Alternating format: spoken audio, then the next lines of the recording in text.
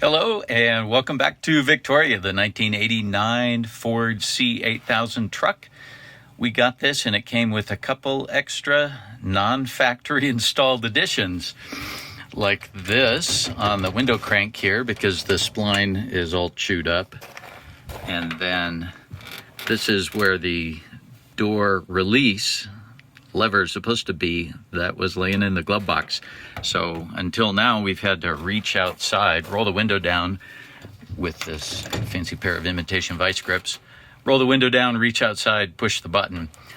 I was able to drill this out, and because the screw was broken off in there, I drilled it out, tapped it, and then cleaned up these splines a little bit, but I'm going to show you a bit more of that in a second once I turn around. So the splines on this shaft obviously have been worn down, and they were filled with some kind of a gray epoxy, JB Weld or something like that. And if you look inside the handle, if you can see in there, this is obviously a softer cast metal, and the splines on the inside of this are just stripped away. So even tapping a new screw hole and putting a new screw in there and pulling it as tight as possible didn't solve the issue. So I've got a couple options here. I could cut a keyway in this and then slot the inside of that handle, but there's another way using a pretty amazing product from Loctite. First though, you got to scrape out as much of the epoxy and the debris out of these splines as possible, just to give the Loctite something to adhere to. So I will work on that off camera and come back to it. I have cleaned that up pretty well, scraped as much of the epoxy out of those grooves in the splines there that I can. And what I'm going to use for this repair is a pretty amazing product. Actually, yeah, definitely amazing. Loctite 660. It's not cheap, but it is specifically designed for fixing spline shafts, for repairing shafts where the splines have worn off. And it is about as permanent as anything I've ever seen.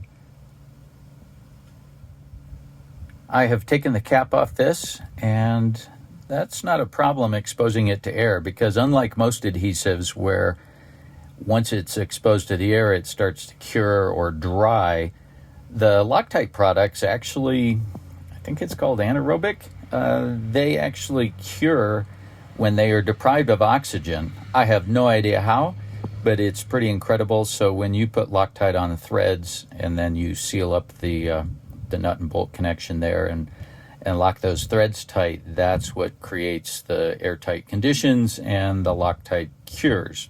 If I got that wrong, I apologize.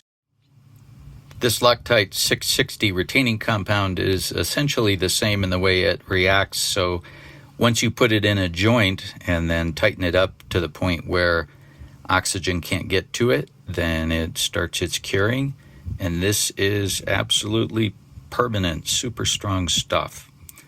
I can't do this with one hand, so I'm going to put a little bit inside the handle and a little bit on the spline shaft, and then we'll assemble it. I have some at least squeezed out onto the shaft and some inside the socket. I don't want big lobs like that. I love these bamboo paddle picks. These are restaurant things. They are cheap. This flat end is great for like scooping out epoxy putty, which we use quite a bit. And then the smaller end is going to be perfect for spreading this around on the inside of the socket, which I'm going to do right now. I've got that spread around inside the socket nicely and on the shaft as well. So now it's just a matter of reassembling it and putting the screw on. Suck it up tight, make sure that I get it in the position I want. So I'll put the screw in there and let that cure. That's about the right position. That screw is tight. I will just leave that now. The next step is Can't get that off by thumb pressure alone. That is all chewed up, so obviously once the splines inside the softer pot metal on the cast handle failed, they just put the vice grips on there and chewed this up, so it made a bad situation worse. I'll take you around the other side and show you what it should look like.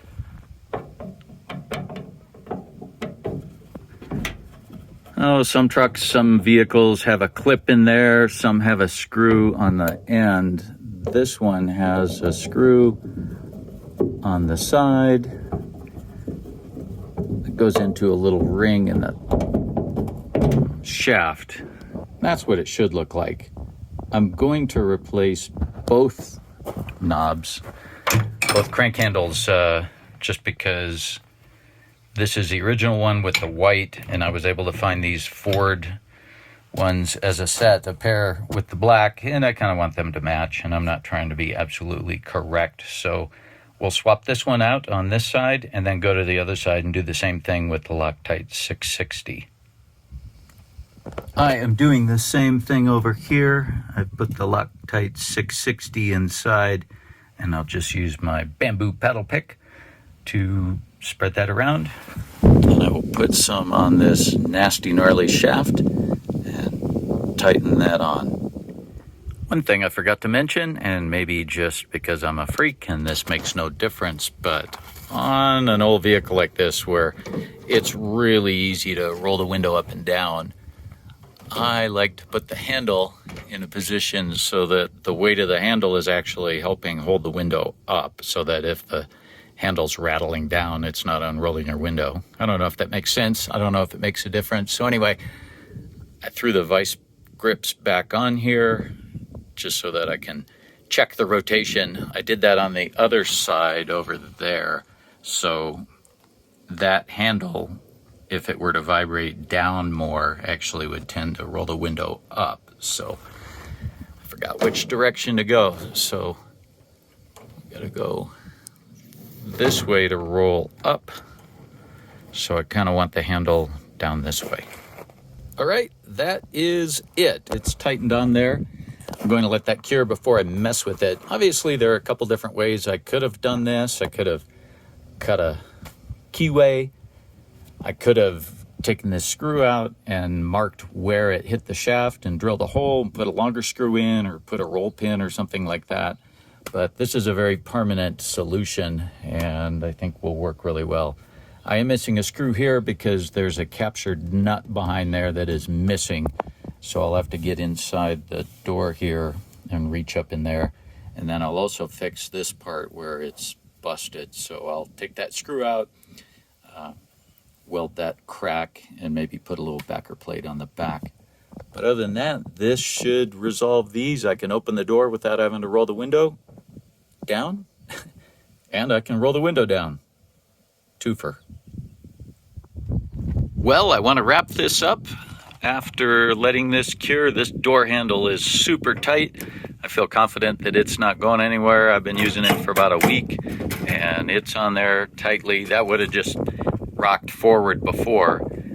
Same thing with the window crank knobs. So Loctite 660, pretty great stuff.